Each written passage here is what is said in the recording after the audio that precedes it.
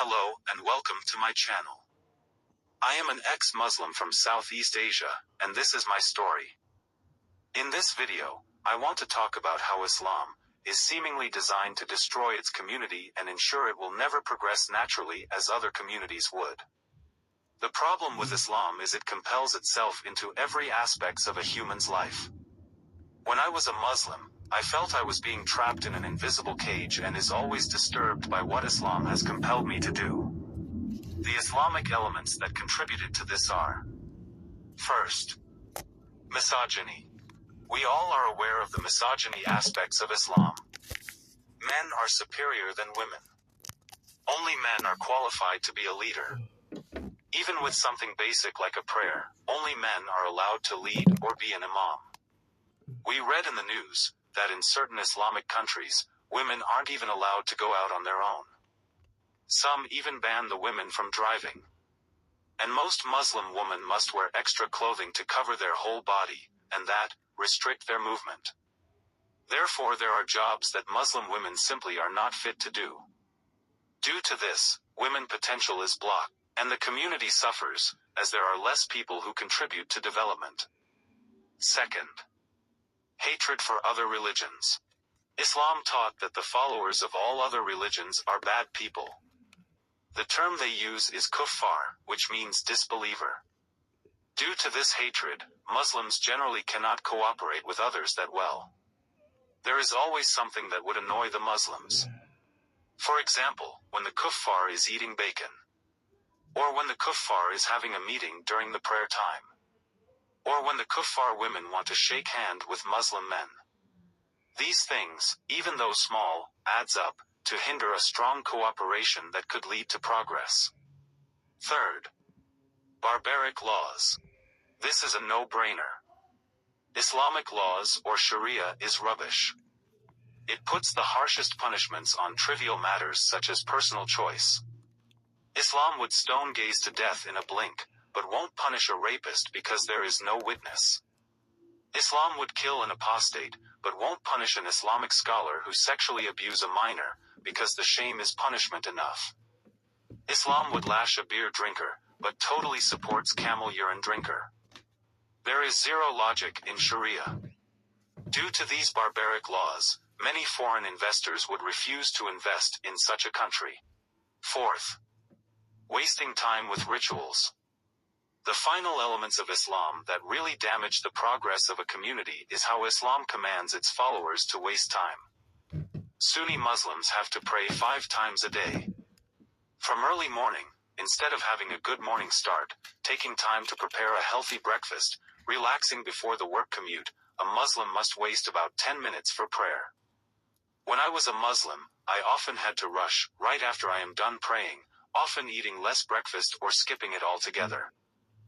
And in the afternoon, when you are supposed to take a break from work, relax while eating your lunch, again, you have to quickly to take the wudu and pray the Zuhr prayer.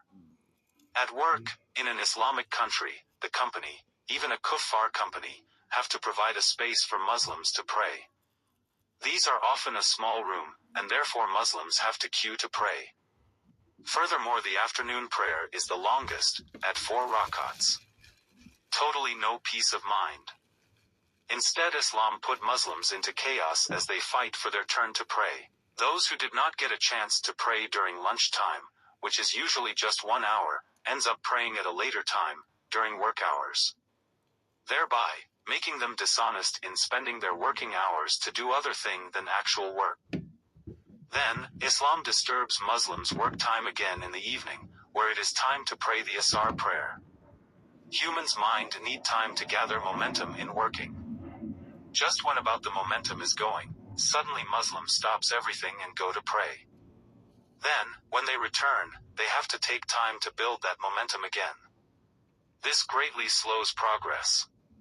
Furthermore, if they are working in a team, then the team had to go on without the Muslim members, and again, impacting progress. Then, Islam disturbs Muslim end of work time again at late evening, where it is time to pray the Maghrib prayer. At the end of the day, where most people are tired due to working, Muslims are compelled to pray.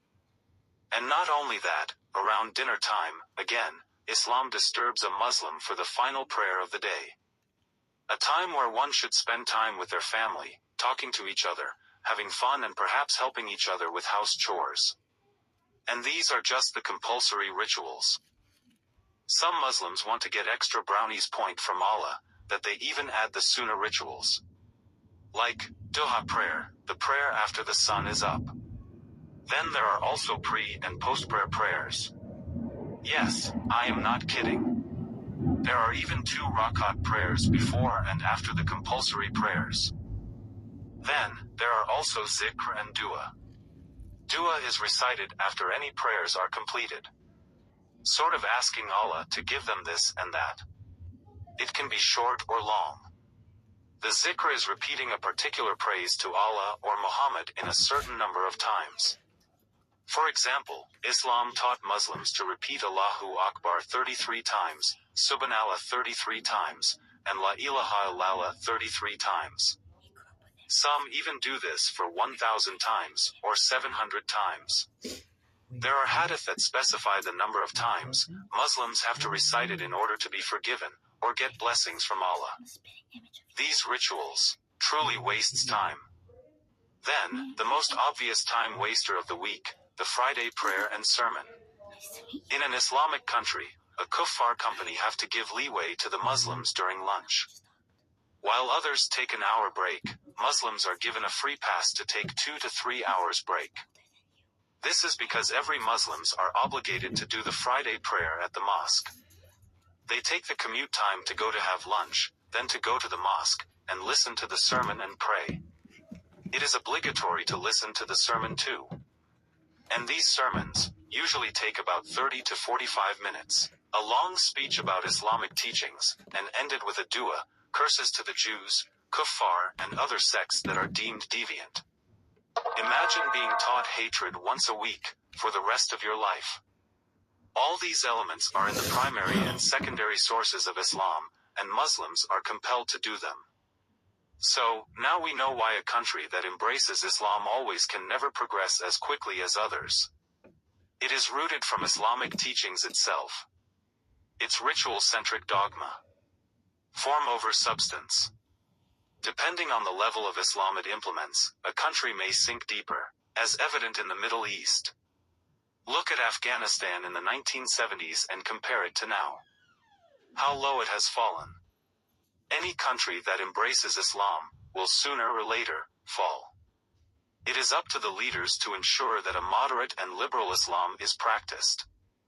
Even so, since the damaging teachings is always available in the Quran and Sunnah, the risk of destroying your country will always remain and waiting for the next conservative leader to use. That's all for now, and I end with a final message. Stay away from Islam. If you like this video, like, share and subscribe. Have a nice day.